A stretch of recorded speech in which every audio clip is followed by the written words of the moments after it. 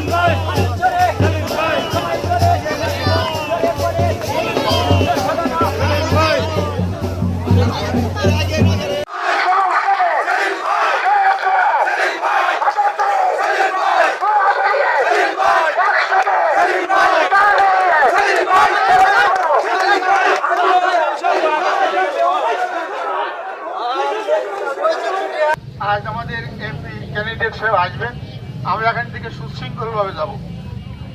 সামনে সব মুরব্বী থাকবেন আর পিছনে বাচ্চারা থাকবে এবং দুই পাশে দুটি লাইন নেবে, দুই পাশে দুটি লাইন নেবে, মাঝখানে ফাঁকা থাকবে। আর না আমরা শান্তিপূর্ণভাবে এখান থেকে মিছিল নিয়ে যাব, যাতে আমাদের নেতা উনি দেখলেও খুশি হয় যে না এরা শান্তি শৃঙ্খলাভাবে আসছে। আর এটা আপনারা যারা কালীঘাটে ছিলেন জানি না, আমি অসুস্থতার কারণে যেতে পারিনি। এমপি সাহেব সেখানে কিছু উপদেশমূলক কথা বলছেন।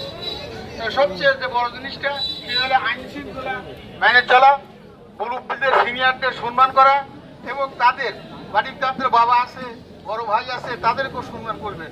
সেই সাথে দলীয়ভাবে যারা সিনিয়র আছে তাদেরকেও সম্মান করবেন, তাহলে ভবিষ্যতে আপনারাও সম্মান পাবেন।